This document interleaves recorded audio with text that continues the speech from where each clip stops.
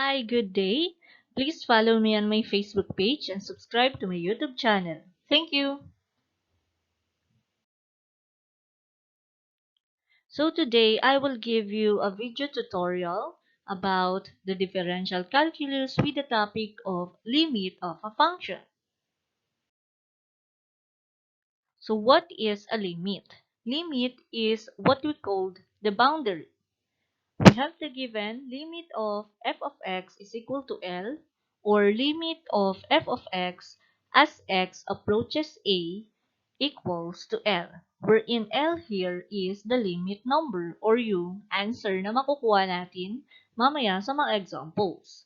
Again, it is read as limit of f of x as x approaches a.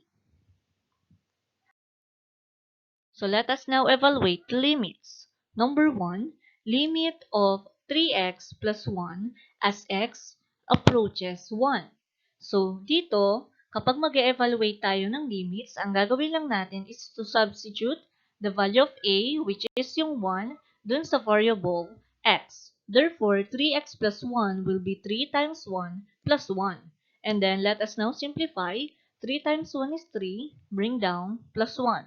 Therefore, the limit of the given function 3x plus 1 is 4. Another example, limit of x squared plus 3x plus 4 as x approaches 2. Again, ang gagawin lang natin is to substitute this 2 or this number 2 dun sa mga variable x. Kaya magiging 2 squared plus 3 times 2 plus 4. And next is to simplify. So 2 squared is 4 plus 3 times 2 is 6 plus 4. And then the final answer will be 14. And 14 is the limit of this given function. Let's have additional examples. Number 3, limit of 2t plus 1 over t cubed plus 3t minus 4 as t approaches 0.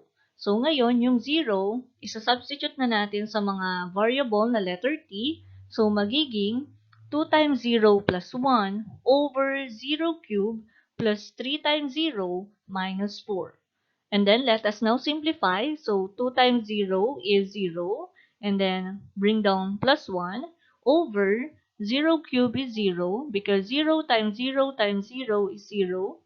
And then 3 times 0 is 0. And then bring down natin yung negative 4 or yung minus 4. Therefore, the final answer or the limit of this given function is negative 1/4 dahil negative ang 4 dito as the denominator. So, yung negative sign ay ilalagay lang natin sa numerator.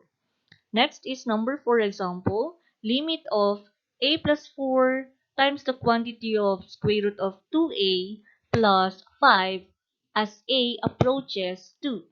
So, isubstitute na natin yung 2 sa mga variable a, kaya magiging 2 plus 4 times the square root of 2 times 2 plus 5. So, dito, isimplify muna natin yung nasa loob ng parenthesis at ng square root. So, magiging 2 plus 4 is 6. And then, square root of 2 times 2 is 4. And then, copy plus 5. Next is to add 4 plus 5. So, naging 6 times the square root of 9. And then, since may square root ang 9, so hanapin muna natin yung square root of 9, which is 3. And then, we will just multiply 6 times 3. Therefore, the limit of the given function is 18.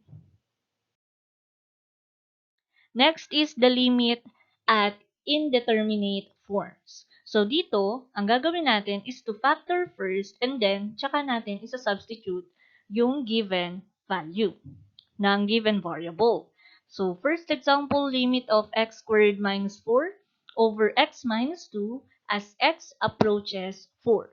So, ang gagawin natin is to factor this given binomial or square of a binomial. So, ang factors ng x squared minus 4 is x minus 2 and x plus 2. Because negative 2 times positive 2 is negative 4. And then, kapag naman minus natin or inad natin yung dalawa, 0. Kaya wala tayong second term dito. And then, x times x is x squared. And then, copy the denominator. Next, Since meron tayong magkatulad na term sa numerator at denominator, so let us cancel x minus 2 ng numerator at ng denominator. So, ang natira na lamang ay ang x plus 2 ng numerator. Next, after nating ma-factor at ma-cancel ang common terms, so let us now substitute. I-substitute na natin yung 4 dito sa variable x, kaya naging 4 plus 2. Therefore, the limit of the given function is 6. Next, second example, limit of x squared plus 2x minus 8 over 3x minus 6 as x approaches 7. So, ano nga ba yung factors ng x squared plus 2x minus 8?